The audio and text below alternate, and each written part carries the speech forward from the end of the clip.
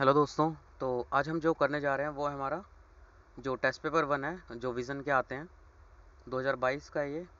तो इसके अंतर्गत अगर हम देखें, हिंदी हिंदी माध्यम का है और इंडियन पॉलिटी और कॉन्स्टिट्यूशन, ठीक है। इसके लिए आपको अगर सोर्सेज की बात करें तो 9th democratic politics NCERT, 10th NCERT, 11th NCERT और लक्ष्मीकांत, ठीक है। तो ये देखिए सारे टॉपिक लिखे हुए हैं जहाँ जहाँ से इसके क्वेश्चन आए हुए हैं, करंट प्लस करंट अफेयर। तो देखिए इसका ये इंस्ट्रक्शन है, ये जरूरी नहीं है। तो पहला क्वेश्चन देखते हैं हम इसके बारे में। देखिए पहला क्वेश्चन क्या है, तो मैं यहाँ पे क्वेश्चन पढ़ूंगा, उसके ऑप्शन दूंगा और आपको यहाँ पे कहूँगा कि आप वीडियो को पॉज करके इसका आंसर दें, ठीक है। एंड में जितना भी आपका स्कोर होता है वो आप कमेंट बॉक्स में लिख सकते हैं। जैसे कि पहला क्वेश्चन देखिए, यहाँ पे एक तो ये है कि मैं आपको यहाँ पे इसका या तो डायरेक्ट यहाँ पे आंसर की तरफ ले चलूँ, या एक है आपको डायरेक्ट आंसर बता दूँ। अगर मैं आंसर दिखाऊंगा तो उसमें काफ़ी लंबा वीडियो हो जाएगा, इसकी वजह से मैं यहाँ पे सिर्फ आपको आंसर बताऊँगा, उसका थोड़ा सा एक्सप्लेनेशन दूंगा, ठीक है। तो देखिए, एक भारतीय नागरिक ने वर्ष 2015 में अपनी नागरिकता के परित्याग की घोषणा की। 2015 में, तब उसका पुत्र 10 साल का था। तत्पश्चात उसके परित्याग की घोषणा को सफलतापूर्वक पंजीकृत कर लिया गया, ठीक है। वर्तमान में उसके पुत्र को निम्नलिखित में से कौन से मूल अधिकार प्राप्त होंगे? पहला है निजता का अधिकार, गिरफ्तारी और निरोध से संरक्षण, वाक स्वातंत्र्य और अभिव्यक्ति स्वातंत्र्य का अधिकार, ठीक है। तो इनमें से कौन सा जो है सही है? 1-3, 2-3, 1-2, 1-2-3, ठीक है। तो वीडियो आप पॉज कीजिए, इसका आंसर दीजिए। तो जो इसका अगर हम करेक्ट आंसर की बात करें तो इसका करेक्ट आंसर जो है वो है सी, 1 और 2। अब देखिए, अगर उसने यहाँ की नागरिकता छोड़ दी तो वो क्या माना जाएगा? विदेशी माना जाएगा, ठीक है। अब विदेशियों के लिए आपने लक्ष्मीकांत में पढ़ा होगा। विदेशियों के लिए अगर हम बात करें तो अनुच्छेद 20, उसके बाद अनुच्छेद 21 जो कि कौन सा है? निजता का अधिकार, ठीक है। अनुच्छेद 20, 21, 21 का ए, अनुच्छेद 22, 23, 24, 25, 26, 27, 28, ये किसके लिए है? देश में जो नागरिक है उनके लिए और विदेशियों के लिए। अब अगर हम वहीं पे बात करें, ठीक है, तो ये जो सेकंड वाला है, ये वाला हमारा अनुच्छेद 22 आता है, ठीक है, गिरफ्तारी और निरोध से संरक्षण। पर ये वाक स्वातंत्र और अभिव्यक्ति स्वतंत्र का अधिकार, ये क्या है? ये कौन सा अनुच्छेद है? ये है अनुच्छेद 19, जिसमें 6 मूल अधिकार दिए गए हैं। तो ये सिर्फ किसके लिए है? भारतीय नागरिकों के लिए, ठीक है। तो उसके अलावा अनुच्छेद 15, 16, 19, 29 और 30, ये हमारे किसके लिए हैं? भारतीय। आप लक्ष्मीकांत ओपन करेंगे तो उसमें आपको अलग से चार्ट बना के दिया हुआ है, ठीक है। उसके बाद देखिए क्वेश्चन सेकंड क्या कह रहा है, निम्नलिखित उद्देश्यों पर विचार कीजिए। राजनीतिक न्याय, आर्थिक स्वतंत्रता। जो फर्स्ट क्वेश्चन है वो काफ़ी इंपॉर्टेंट है, उसमें से आने के चांसेस है, तो एक बार अच्छे से उसे लक्ष्मीकांत में देख लीजिएगा। आर्थिक स्वतंत्रता, परिस्थिति की समानता, राष्ट्र की एकता और अखंडता। भारत के संविधान की प्रस्तावना में उपयुक्त में से कौन से उद्देश्य वर्णित किए गए हैं? तो 1-3-4, 2-3, 3-4, 1-2-4। तो वीडियो पॉज कीजिए, इसका आंसर दीजिए। तो जो इसका करेक्ट आंसर है वो है आंसर 1, पहला, तीसरा और चौथा। ये जो है भारत के संविधान की प्रस्तावना में दिए गए हैं, वर्णित किए गए हैं, पर आर्थिक स्वतंत्रता ये वर्णित नहीं किया गया है। अब देखिए सेकंड हमारा क्यों यहाँ पे गलत हो चुका है। देखिए पहले के अकॉर्डिंग अगर हम देखें तो सामाजिक, आर्थिक और राजनीतिक तीनों जो है दिए गए हैं, ठीक है, न्याय दिया गया है। आर्थिक की बजाय विचार, अभिव्यक्ति, विश्वास, धर्म, उपासना की स्वतंत्रता दी गई है भारत संविधान की प्रस्तावना में। यहाँ पे आर्थिक गलत हो गया। उसके अलावा हमारे अगर उसकी बात करें, प्रतिष्ठा और अवसर की समता प्राप्त करने के लिए ये भी जो है प्रस्तावना में दिया गया है, ठीक है। राष्ट्र की एकता और अखंडता ये भी दिया गया, व्यक्ति की गरिमा, राष्ट्र की एकता, अखंडता सुनिश्चित करने वाली बंधुता बढ़ाने के लिए दृढ़ दृढ़ संकल्प, ठीक है। तो यहाँ पे आर्थिक स्वतंत्रता नहीं दिया गया प्रस्तावना में। उसके बाद देखिए थर्ड क्वेश्चन क्या कह रहा है, संविधान जो है उसके अनुच्छेद 356 के तहत राष्ट्रपति शासन के संदर्भ में निम्नलिखित कथनों पर विचार कीजिए। पहला, इसको प्रवृत्त बनाए रखने की कोई अधिकतम अवधि निर्धारित नहीं की गई है, ठीक है। हो सकता है जब उसकी उद्घोषणा की जाती है तो राष्ट्रपति राज्यपाल में निहित शक्तियों में से कोई भी शक्ति अपने हाथ में ले सकता है, ये भी हो सकता है। कौन सा सही है? 1-2, 1-2 दोनों, ना तो 1 ना तो 2, ठीक है। तो अगर हम वीडियो पॉज करके आप इसका आंसर दीजिए। उसके अलावा इसका अगर आंसर की बात करें तो इसका आंसर जो है बी, सेकंड हमारा बिल्कुल सही है। अब फर्स्ट में क्या गलती है? जो इसकी लिमिट है वो 6 महीने तक बढ़ा सकते हैं और मैक्सिमम इसे 3 इयर्स तक बढ़ा सकते हैं। ठीक है, यदि संसद के दोनों सदनों द्वारा इसे स्वीकृत किया जाता है तो राष्ट्रपति शासन 6 माह तक जारी रहता है। इसे संसद की मंजूरी के साथ प्रत्येक 6 माह में अधिकतम 3 वर्ष के लिए बढ़ाया जा सकता है। ठीक है, तो यहाँ पे ये हमारा फर्स्ट स्टेटमेंट गलत हो जाता है। उसके अलावा देखिए फोर्थ क्वेश्चन क्या है, हाल ही में सुर्खियों में रही E9 साझेदारी किस चीज़ से संबंधित है? ईंधन के रूप में हाइड्रोजन को बढ़ावा देने से, सभी के लिए गुणवत्तापूर्ण शिक्षा सुनिश्चित करने से, 5G तकनीक विकसित करने से, विकासशील देशों के लिए टीके की सुविधा से। तो वीडियो पॉज कीजिए, इसका आंसर दीजिए। तो जो इसका करेक्ट आंसर है वो है सभी के लिए गुणवत्तापूर्ण शिक्षा सुनिश्चित करने से। ठीक है, जो नेक्स्ट टेस्ट पेपर आएगा इसमें आप बता दीजिएगा कि उसमें मैं जो जैसे कि ये क्वेश्चन पढ़ा तो उसका एक्सप्लेनेशन आपको यहाँ पे स्क्रीन पे शो करूँ या डायरेक्ट आपको आंसर बताऊँ और उसका थोड़ा बहुत पढ़ के बता दूँ जितना मेन है, क्योंकि अब अगर उसको पूरा कंप्लीट करेंगे तो ऑलमोस्ट 4 घंटे में एक टेस्ट पेपर ख़त्म होगा। ठीक है, तो अराउंड 35 या 37 टेस्ट पेपर है, इनको करने के लिए बहुत ज़्यादा टाइम लग जाएगा, तो इसलिए मैं सोच रहा हूँ कि थोड़ा शॉर्ट में निपटा दिया जाए।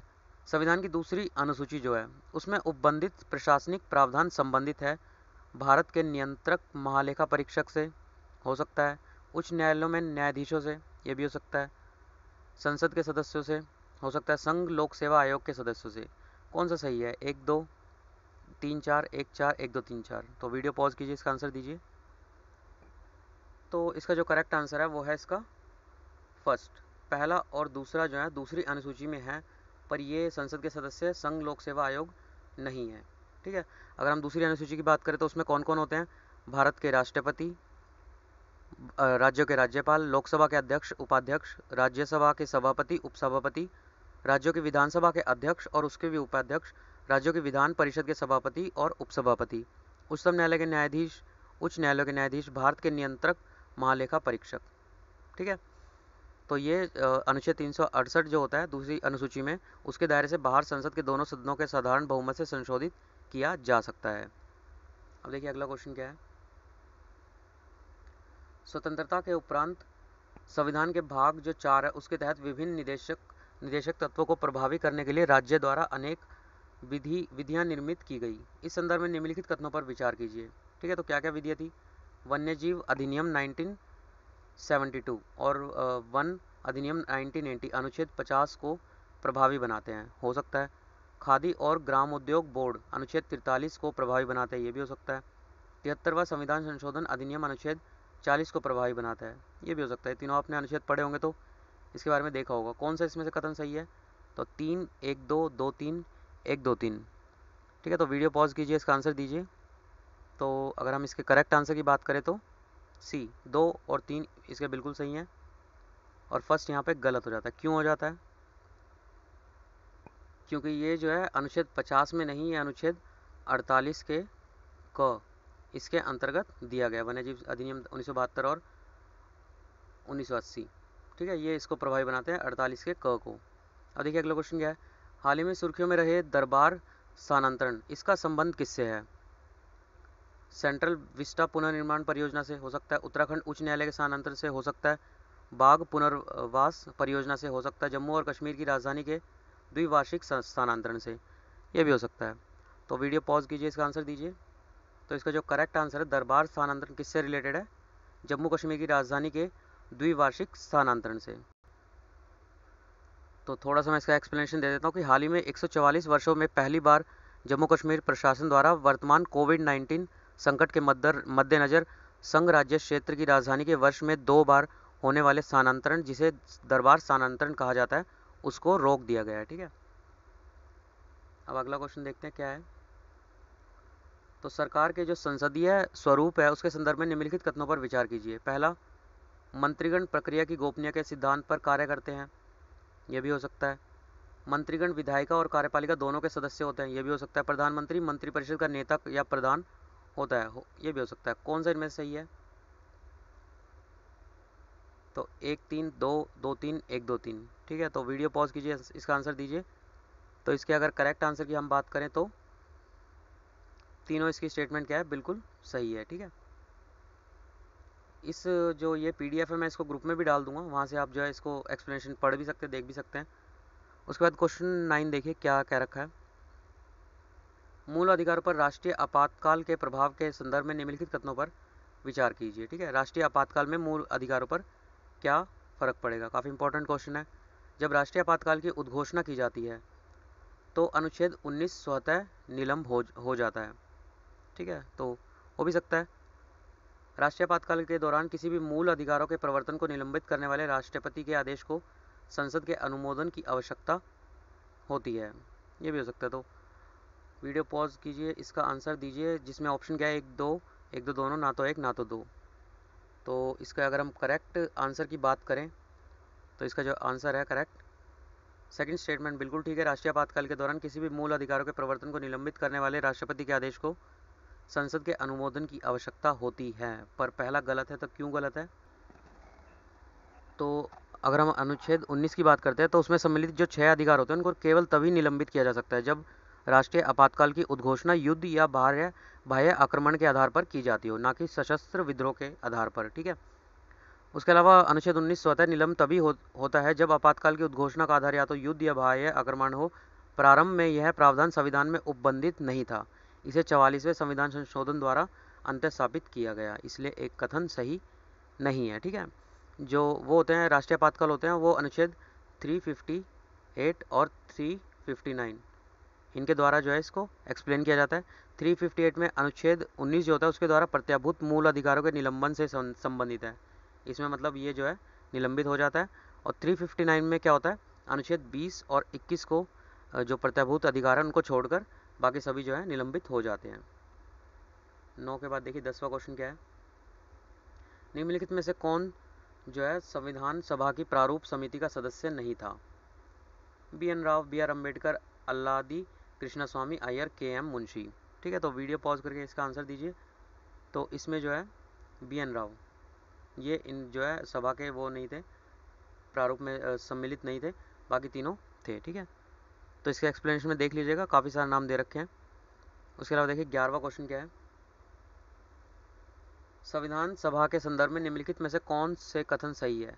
यह एक संप्रभु संपन्न निकाय थी जो अपनी खुशी से कोई भी संविधान तैयार कर सकती थी। हो सकता है यह लोगों के द्वारा अप्रत्यक्ष रूप से निर्वाचित थी। यह भारत की प्रथम संसद बन गई। हो सकता है, तो कौन सा सही उत्तर है? 1 2 2 3 1 3 1 2 3। तो वीडियो पॉज कीजिए, इसका आंसर दीजिए। तो अगर हम करेक्ट इसके आंसर की बात करें तो है तीनों स्टेटमेंट हमारे यहाँ पे क्या हो जाती है, बिल्कुल सही हो जाती है। ठीक है, भारतीय संविधान के भाग 3 के अंतर्गत प्रदान किए गए धार्मिक स्वतंत्रता का अधिकार अनुच्छेद 25 से जो है 28 के संदर्भ में निम्नलिखित कथनों पर विचार कीजिए। ये केवल धार्मिक विश्वास को आच्छादित करते हैं किंतु धार्मिक प्रथाओं और अनुष्ठानों को आच्छादित नहीं करते। हो सकता है राज्य द्वारा प्रशासित किसी भी शैक्षिक संस्थान में कोई धार्मिक शिक्षा नहीं दी जाएगी। ये भी हो सकता है। कौन सा सही है? 1 2 दोनों, ना तो एक ना तो दो। तो वीडियो पॉज कीजिए, इसका आंसर दीजिए।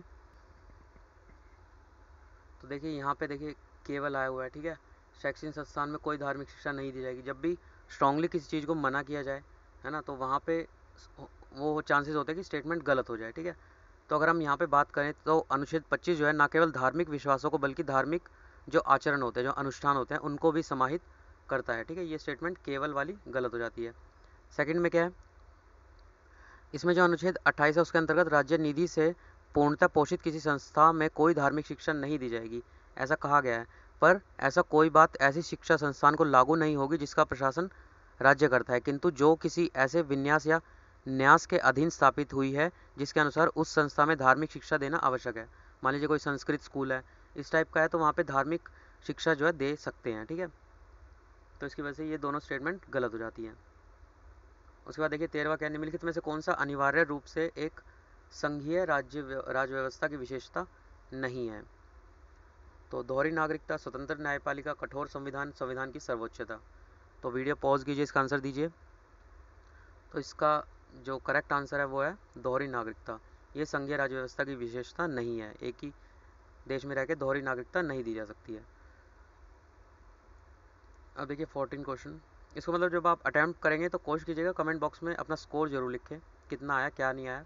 उसे नेक्स्ट वीडियो बनाने के लिए मुझे थोड़ा सा वो होगा कि हाँ 10 बच्चों ने भी किया, बहुत है उतना भी, तो उसके बाद जो है नेक्स्ट वो करेंगे टेस्ट पेपर।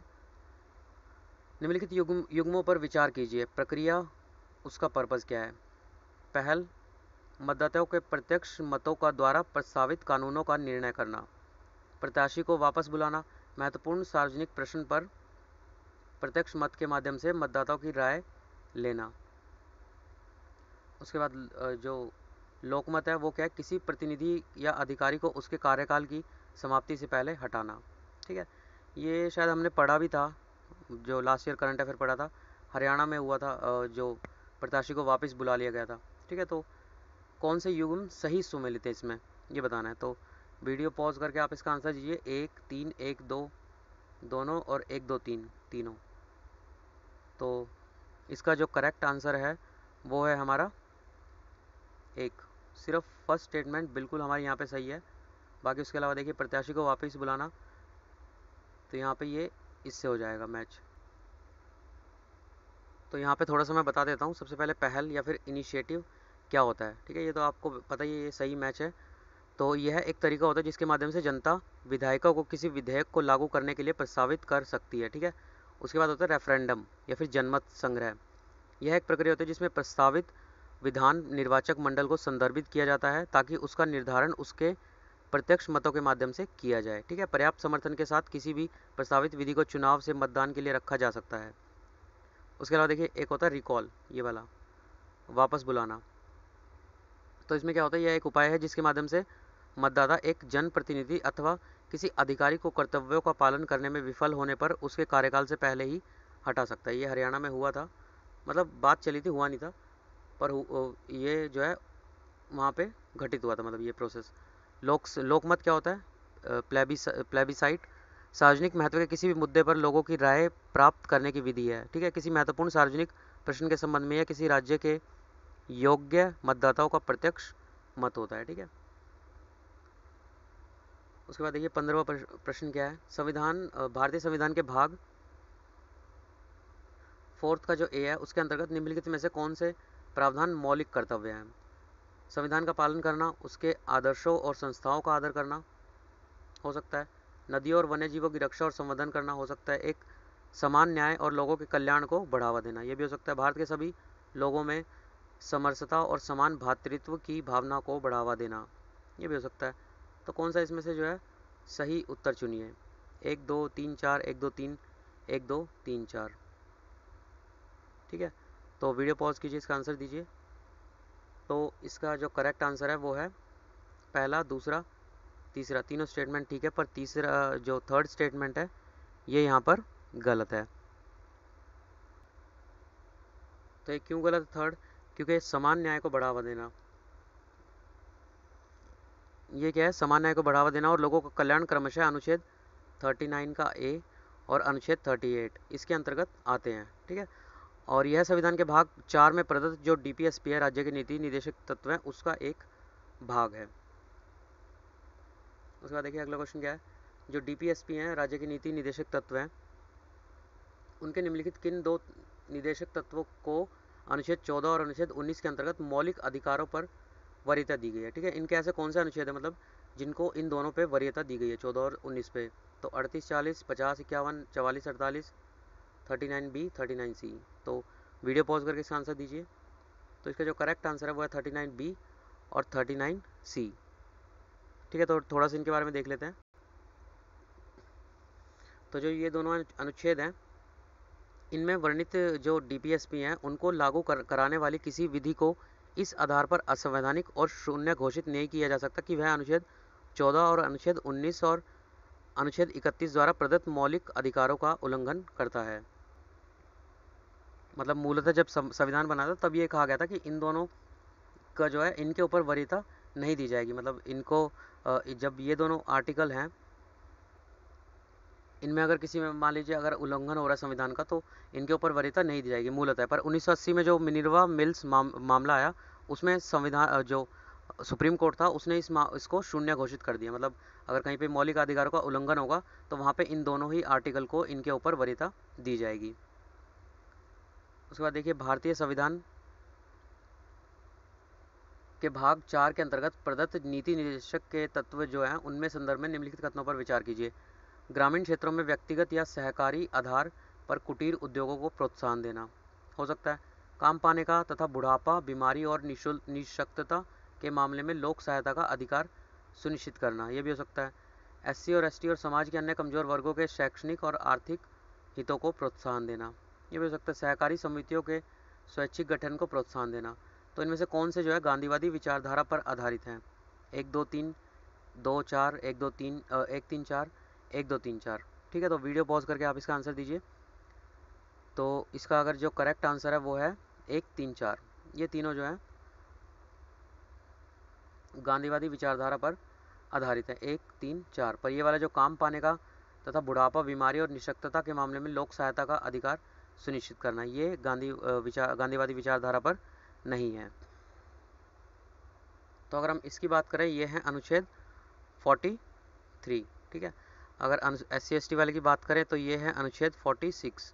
उसके अलावा सहकारी समितियों की बात करें, ये है 43 का बी। ठीक है, पर ये वाला की बात करें, ये है तो अनुच्छेद 41 है, पर ये जो है एक समाजवादी नीति निर्देशक तत्व है, ये गांधीवादी विचारधारा से प्रभावित नहीं है। ठीक है, सशक्त बलों के लिए मूल अधिकारों की प्रयोज्यता के संदर्भ में निम्नलिखित कथनों पर विचार कीजिए। संसद द्वारा सशस्त्र बलों के सदस्यों के मूल अधिकारों का प्रतिबंधित किया जा सकता है, किंतु उन्हें निरस्त नहीं किया जा सकता। हो सकता है सशस्त्र बलों के सदस्यों की अभिव्यक्ति में न केवल सैनिक बल्कि असैनिक कर्मचारी जैसे मैकेनिक, बावर्ची आदि भी सम्मिलित होते हैं। कौन सा सही है? 1 2 1 2 दोनों, एक ना तो 1 ना तो 2। ठीक है, तो वीडियो पॉज कीजिए, इसका आंसर दीजिए। तो इसका जो करेक्ट आंसर है वो है सेकंड, बिल्कुल ठीक है यहाँ पे, पर फर्स्ट गलत हो जाता है, क्योंकि जो अनुच्छेद 33 है उसमें संसद को सशस्त्र बलों, अर्ध सैन्य बलों, पुलिस बलों, खुफिया एजेंसी और समरूपता बलों के सदस्यों के मूल अधिकारों को प्रतिबंधित या निरस्त करने का अधिकार देता है। ठीक है, उसके बाद देखिए 19वां क्वेश्चन क्या है। तो भारत सरकार अधिनियम 1858, उसके संदर्भ में इन कथनों पर कौन सा इनमें से सही है? इसके तहत राज्य सचिव का नया पद सृजित किया गया था। ठीक है, इसके तहत निदेशक मंडल और नियंत्रण बोर्ड को समाप्त कर दिया गया था। हो सकता है वायसराय को भारत में ब्रिटिश ताज का प्रत्यक्ष प्रतिनिधि बना दिया गया था 1858। ठीक है, यहाँ पे मतलब कंपनी का शासन खत्म हो गया था और ब्रिटिश ताज का शासन शुरू हो चुका था। तो सही उत्तर कौन सा है? 1 3 2 3 1 2 1 2 3। तो वीडियो पॉज करके इसका आंसर दीजिए। तो जो इसका करेक्ट आंसर है, तीनों स्टेटमेंट यहाँ पे हमारी बिल्कुल सही हो जाती है। ठीक है, उसके बाद देखिए जो 20वां क्वेश्चन है, लोकतंत्र के संदर्भ में निम्नलिखित कथनों में से कौन सा सही है? यह सरकार का एक रूप है जो आर्थिक विकास की गारंटी देता है। हो सकता है यह सामाजिक विविधता को बढ़ावा देने और समायोजित करने का प्रयास करता है, ये भी हो सकता है। इसका पर्पज़ क्या है? अपने नागरिकों की गरिमा एवं स्वतंत्रता को बढ़ावा देना। ठीक है, तो 1 3 2 3 2 1 2 3। तो वीडियो पॉज कीजिए, इसका आंसर दीजिए। तो इसका करेक्ट आंसर क्या है? पहला और दूसरा और तीसरा बिल्कुल यहाँ पे ठीक है, क्योंकि जो आर्थिक विकास होता है वो काफ़ी चीज़ों पे डिपेंड करता है, जैसे देश की जनसंख्या का आकार क्या है, वैश्विक परिस्थिति क्या है। मतलब इस टाइप से हम इसको ये नहीं कह सकते कि ये आर्थिक विकास की हम गारंटी दे दें। ठीक है, 21वां देखिए, संविधान सभा की समितियों एवं उनके अध्यक्ष के संदर्भ में निम्नलिखित युग्मों पर विचार कीजिए। तो संघीय संविधान समिति BR अम्बेडकर हो सकते हैं, संचालन समिति जवाहरलाल नेहरू ये भी हो सकते हैं, संघ शक्ति समिति राजेंद्र प्रसाद हो सकते हैं। कौन सा सही सम्मिलित है? 1 3 2 1 कोई भी नहीं। तो वीडियो पॉज कीजिए, इसका आंसर दीजिए। तो इसका जो करेक्ट आंसर है वो है डी। इनमें से कौन सा कोई सा भी सही नहीं है। ठीक है, अगर संघीय संविधान समिति की बात करें तो संघ शक्ति समिति के जवाहरलाल नेहरू थे, संघीय संविधान समिति के भी जवाहरलाल नेहरू थे, प्रांतीय संविधान समिति के सरदार पटेल, प्रारूप समिति के डॉक्टर BR अम्बेडकर थे। ठीक है, उसके अलावा जो संचालन समिति थे इसके जो डॉक्टर राजेंद्र प्रसाद थे वो थे। उसके बाद अगला क्वेश्चन देखिए 21 के बाद 22वां। तो निम्नलिखित में से कौन से भारत के संविधान की मूल संरचना के तत्व माने जा सकते हैं? स्वतंत्रता एवं व्यक्ति की गरिमा हो सकता है, संविधान में संशोधन हेतु संसद की सीमित शक्ति, संविधान का धर्मनिरपेक्ष स्वरूप ये भी हो सकता है। कौन सा सही है? 1 2 1 3 2 3 1 2 3। तो वीडियो पॉज कीजिए, इसका आंसर दीजिए।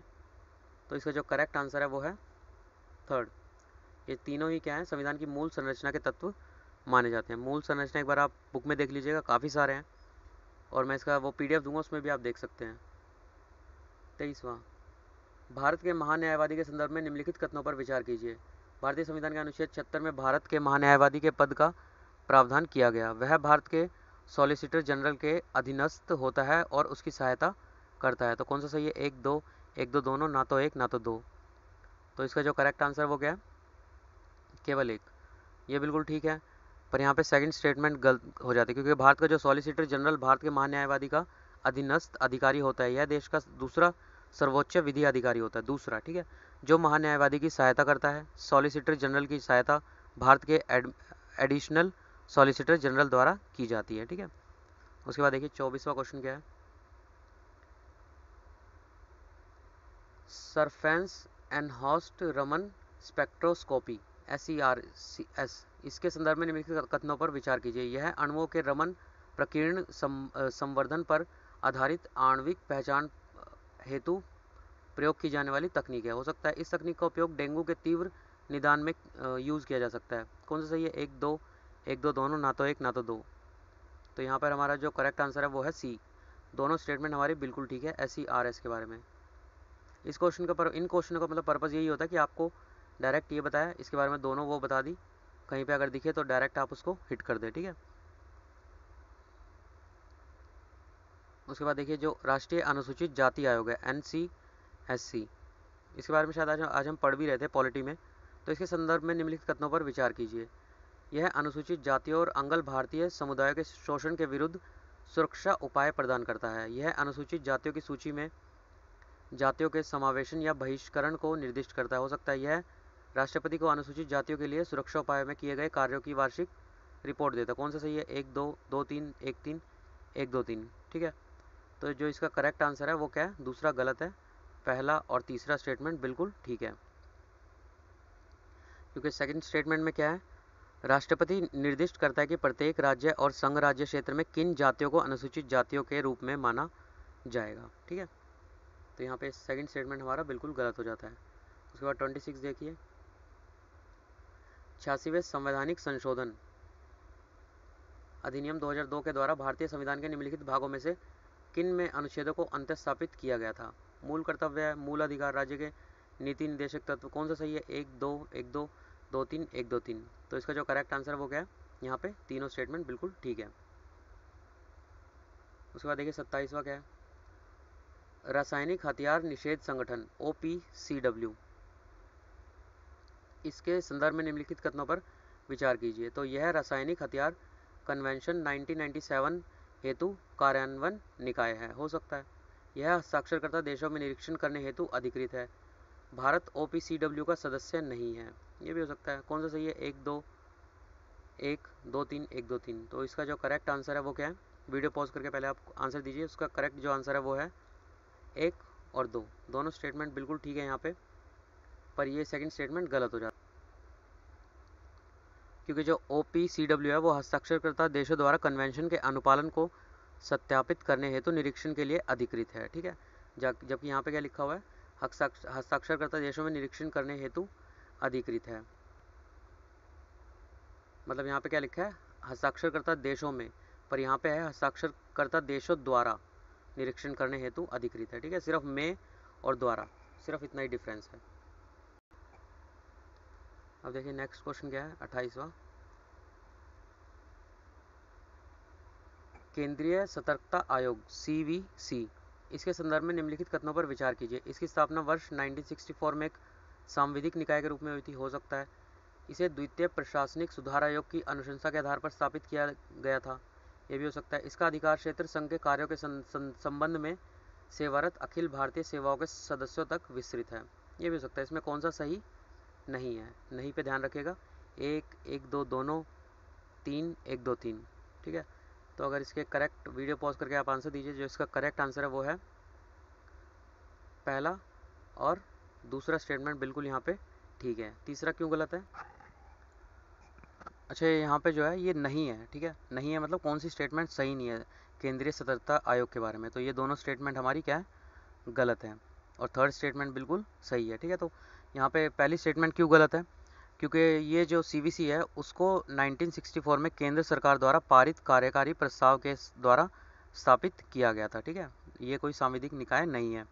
उसके अलावा सेकंड क्यों गलत है, तो केंद्रीय सतर्कता आयोग को श्री के स्थानम की अध्यक्षता वाली भ्रष्टाचार निवारण समिति की अनुशंसा पर स्थापित किया गया था। ठीक है, तो ये भी यहाँ पे गलत हो जाता है। उसके बाद देखिए 29 क्वेश्चन,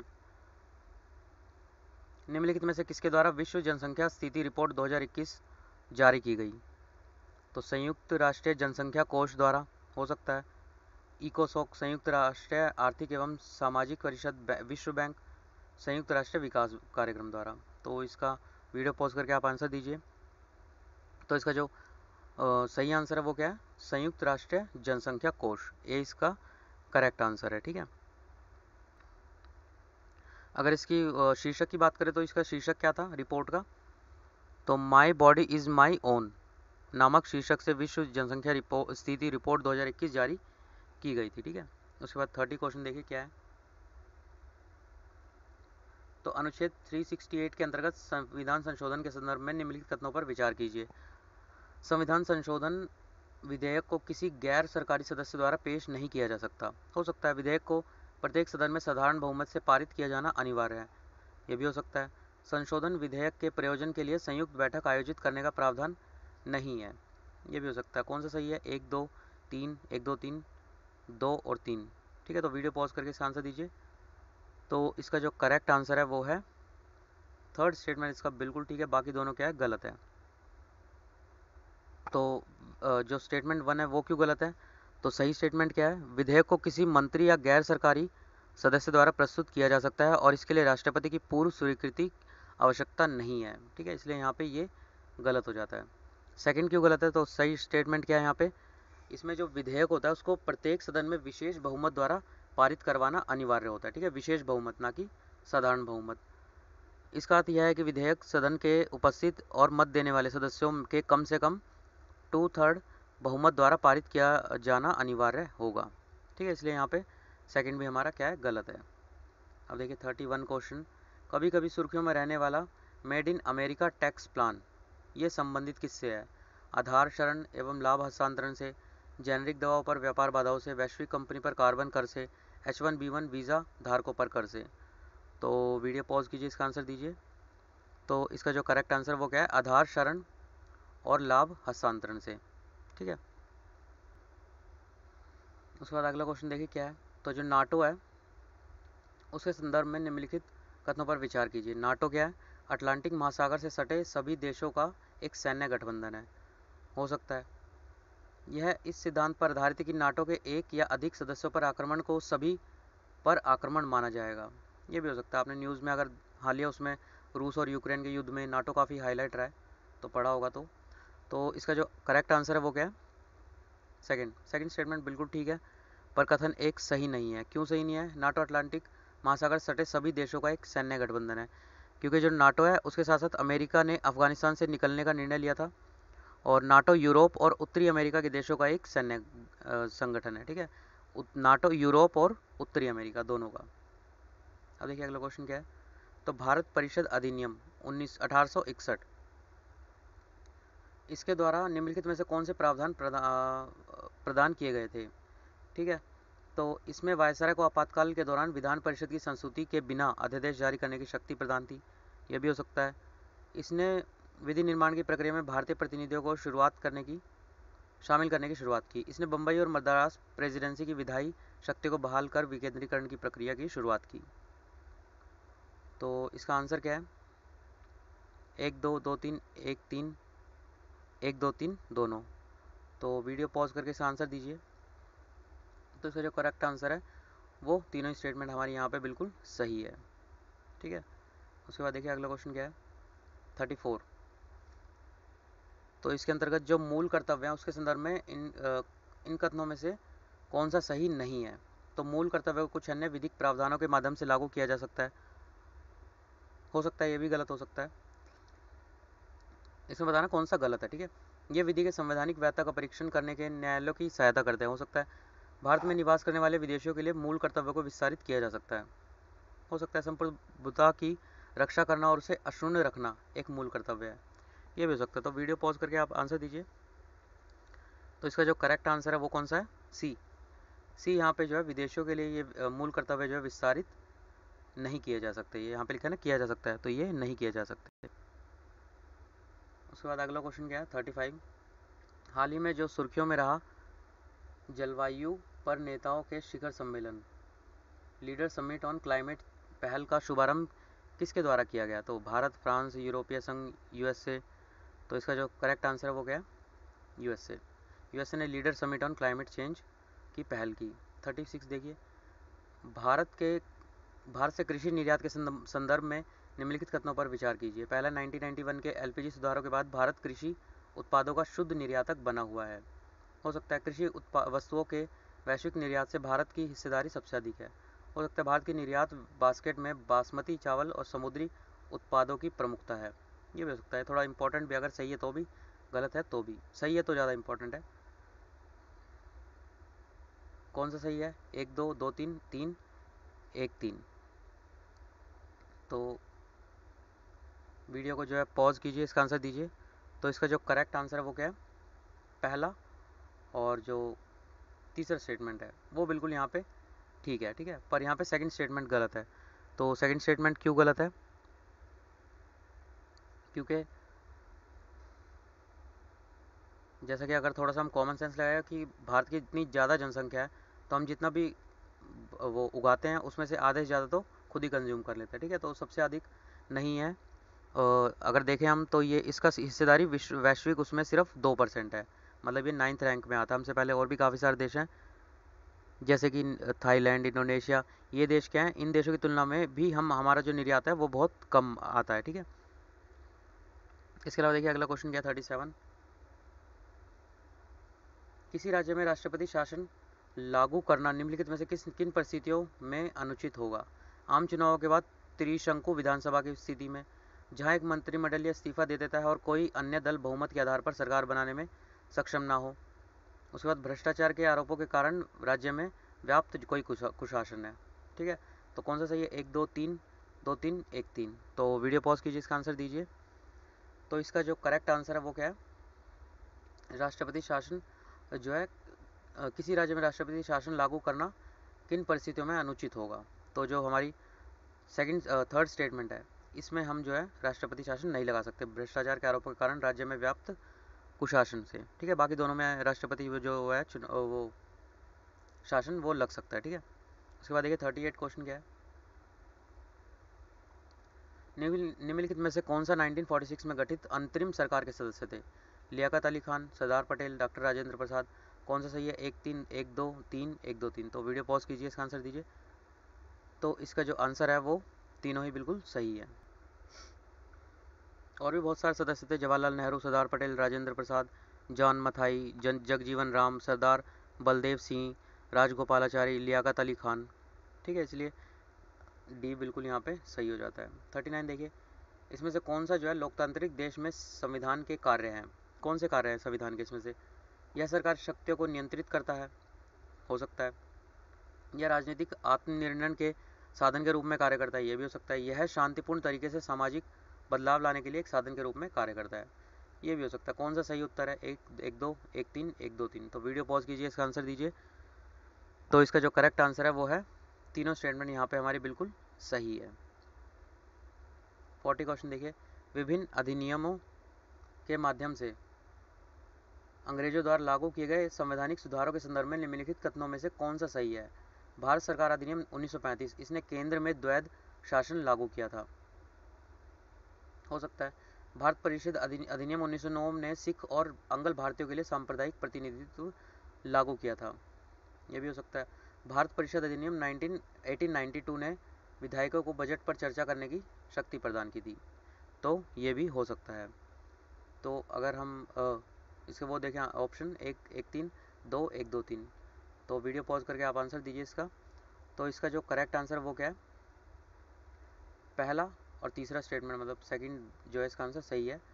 बाकी इसमें देखिए जो 1909 है, इसमें सिखों और अंगलवाद नहीं, यहाँ पे 1909 में क्या हुआ था? सांप्रदायिकता को बढ़ावा देने के लिए हिंदू मुस्लिम को अलग किया था, ठीक है। ये जो हुआ था सिख और अंगल भारतीय, इनको 1919 के मॉन्टेग्यू मार्ले जो वो था अधिनियम था, उसमें इसको उन सबको मतलब ऐड किया गया था, ठीक है।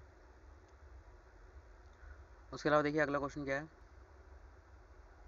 मतलब यहाँ पे सांप्रदायिक प्रतिनिधित्व तो सिखों और अंगल भारतीयों में नहीं हुआ था, तो इसी वजह से वैसे ही स्टेटमेंट गलत है। इन सबको ऐड किया गया था 1919 में। जो फर्स्ट अगर हम सांप्रदायिक चुनाव की बात करें तो वो 1909 का जो पार्लियामेंट सुधार था उसी के अकॉर्डिंग हुआ था, ठीक है। उसके बाद अगला क्वेश्चन देखिए 41, संविधान में निम्नलिखित भागों में से कौन सा न्यायालयों द्वारा वाद योग्य नहीं है? मूल अधिकार, मूल कर्तव्य, डीपीएसपी, ठीक है। कौन सा सही उत्तर है? 1 3 2 2 3 1 2 3। तो वीडियो पॉज कीजिए, इसका आंसर दीजिए।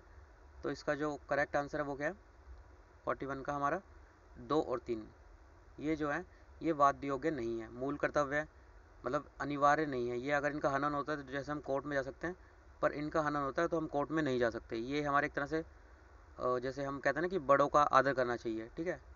तो इस टाइप से ये मतलब कोई भी वो कोर्ट में ले जाने लायक नहीं है, इन पर कोई वाद नहीं होता, ठीक है। 42 क्वेश्चन देखते क्या है, निम्नलिखित में से किसने जो है राज्य के नीति निदेशक तत्वों को राज्य के अधिकारियों के लिए नैतिक उपदेश के रूप में वर्णित किया? LM सिंघवी, बैन गेल, नरसिंह राव, राजेंद्र प्रसाद, BR अम्बेडकर। तो वीडियो पॉज कीजिए, आंसर दीजिए। तो इसका जो करेक्ट आंसर है वो क्या है, राज्य के अधिकारियों के लिए नैतिक उपदेश, बेनेगल नरसिंह राव, ठीक है। इन्होंने इसको अधिकारियों के लिए नैतिक उपदेश बताया था। 43, भारत सरकार किसी व्यक्ति को देशीयकरण प्रमाण पत्र प्रदान कर सकती है यदि वह किसी भी देश का नागरिक है और उस देश की नागरिकता त्याग करने का वचन देता है।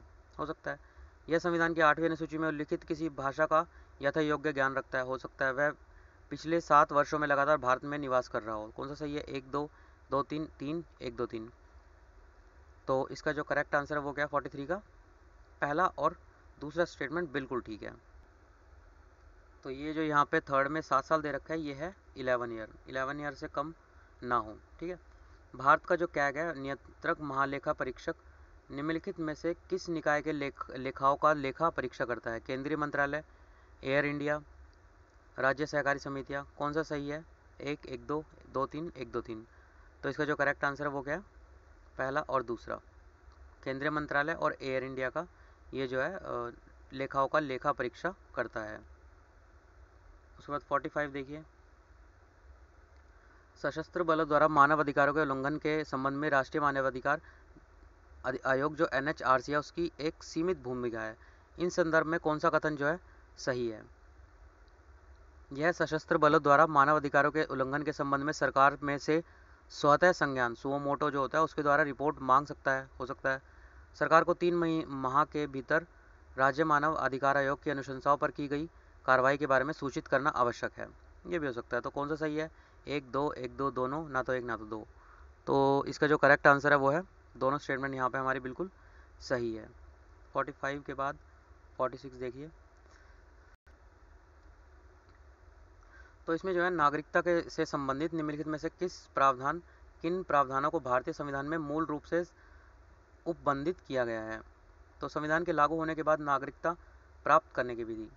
हो सकता है भारत के बाहर रहने वाले भारतीय मूल के व्यक्तियों के पंजीकरण का वर्णन करने वाली प्रक्रिया। हो सकता है पाकिस्तान से भारत को प्रव्रजन वाले व्यक्तियों को नागरिकता के अधिकार प्रदान करने की क्रियाविधि। हो सकता है। तो इसमें से कौन सा जो है सही है? 1 2 2 1 2 2 3 3 1 2 3। तो वीडियो पॉज करके इसे आंसर दीजिए। तो अगर हम इसके करेक्ट आंसर की बात करें तो वो है 1 और 2, मतलब पहला बी जो है इसका बिल्कुल ठीक है, सॉरी 2 और 3 स्टेटमेंट हमारी यहाँ पर बिल्कुल सही है। तो पहला इसमें क्यों गलत है? क्योंकि अनुच्छेद जो 5 से 8 है उसके अंतर्गत भारतीय संविधान केवल उन लोगों की पहचान करता है जो संविधान लागू होने के समय नागरिक बने, ठीक है। संविधान लागू होने के बाद नागरिकता प्राप्त करने के तरीकों को संसद पर छोड़ दिया गया है। संविधान के बाद जो भी नागरिक प्राप्त हुई है नागरिकता वो संसद द्वारा की गई है, ठीक है। इसलिए हमारा विकल्प 1 क्या है यहाँ पे गलत है। अब देखिए अगला क्या है 47, निम्नलिखित में से किन निदेशक तत्वों को संवैधानिक संशोधन प्रक्रिया द्वारा जोड़ा गया है? एक समान न्याय, गरीबों की निःशुल्क विधिक सहायता उपलब्ध कराना। हो सकता है पर्यावरण का संरक्षण, संवर्धन, वन एवं वन्य जीवों की रक्षा। ये भी हो सकता है आय प्रतिशत, सुविधाओं और अवसरों की असमानताओं को कम करना। हो सकता है पोषाहार स्तर और जीवन स्तर को ऊंचा करना तथा लोक स्वास्थ्य का सुधार करना, ये भी हो सकता है। तो इसमें से कौन सा सही है? 1 2 3 2 3 4 1 3 4 1 2 3 1 2 4 सॉरी। तो वीडियो पॉज कीजिए, इसका आंसर दीजिए। तो इसका जो करेक्ट आंसर क्या है, हमारे यहाँ पे तीनों स्टेटमेंट बिल्कुल ठीक है, मतलब फर्स्ट सही है, फोर्थ स्टेटमेंट यहाँ पे हमारा गलत हो जाता है। ये देखिए, जो पहले वाला ये है अनुच्छेद 39 का ए, ठीक है। सेकंड वाला पर्यावरण वाला जो है अनुच्छेद 48 का ए। थर्ड वाला आय वाला है अनुच्छेद 38, पर जो फोर्थ वाला ये है तो 47। देखिए, जो फर्स्ट वाला था वो 39 का ए अनुच्छेद है, सेकंड वाला 48 का ए है, उसके बाद थर्ड वाला अनुच्छेद 38 है, ठीक है। फोर्थ वाला है तो 47, पर ये जो है जब संविधान को अपनाया गया था तभी से ये ऐड है, ये बाद में संशोधन नहीं किया गया, ठीक है। उसके बाद देखिए अगला अगला क्वेश्चन क्या है, 48। संविधान सभा की निम्नलिखित घटनाओं को सही कालानुक्रम में व्यवस्थित कीजिए, मतलब एक के बाद जो एक घटना है उनको इसमें अरेंज करना है, ठीक है। तो राष्ट्रमंडल में भारत की सदस्यता की पुष्टि करना हो सकता है क्या, ये तो अरेंज करने हैं। तो राष्ट्रीय ध्वज को अपनाना, राष्ट्रगान को अपनाना, कौन सा सही है? 1 2 3 2 1 3 3 1 2 3 2 1। तो इसका जो करेक्ट आंसर है वो है बी, पहला। सबसे पहले राष्ट्रीय ध्वज को अपनाना, फिर राष्ट्रमंडल, फिर राष्ट्रगान को अपनाना, ठीक है। तो राष्ट्रीय ध्वज को कब अपनाया गया था? 1947 में, ठीक है। और राष्ट्रगान को कब अपनाया गया था? 1950 में। उसके बाद राष्ट्रीय मंडल में भारत की सदस्यता की पुष्टि कब हुई थी? तो ये हुई थी 1949 में, ठीक है। उसके बाद देखिए 49 क्वेश्चन क्या है, निम्नलिखित में से कौन से मूल अधिकार केवल भारतीय नागरिकों को उपलब्ध हैं? कौन से ऐसे, ये अभी हमने ऊपर एक क्वेश्चन किया भी था, उसमें बताया भी था कौन से अनुच्छेद या कौन से वो हैं। धर्म, मूलवंश, जाति, लिंग या जन्मस्थान के आधार पर विभेद का प्रतिषेध, वृत्ति की स्वतंत्रता, अल्पसंख्यक वर्गों को शिक्षण संस्थानों की स्थापना और प्रशासन का अधिकार, मानव दुर्व्यवहार और बलात् श्रम का प्रतिषेध, सॉरी। कौन सा सही है इनमें से? कौन सा जो है मूल अधिकार भारतीय को ही उपलब्ध है? तो इसका जो आंसर है करेक्ट फर्स्ट, 1 2 3, ये तीनों क्या है? भारतीयों को प्राप्त है, ठीक है। इनके अनुच्छेद देख लीजिएगा कौन से हैं। और जो बचा हुआ फोर्थ है वो क्या है? विदेशियों को भी प्राप्त है। उसके बाद देखिए क्वेश्चन 50 देखिए, तो भारतीय संविधान के अनुच्छेद 1 के अंतर्गत राज्यों के संघ की अभिव्यक्ति में निम्नलिखित में से कौन सा सम्मिलित है? राज्यों के क्षेत्र, संघ क्षेत्र, ऐसे क्षेत्र जिन्हें किसी भी समय भारत सरकार द्वारा अधिकृत किया जा सकता है। कौन सा सही है? 1 2 1 2 3 1 2 3। तो वीडियो पॉज करके आंसर दीजिए। तो जो इसका करेक्ट आंसर है वो क्या है? पहला। तो सिर्फ राज्यों के क्षेत्र क्या है? राज्यों के संघ में इंक्लूडेड है,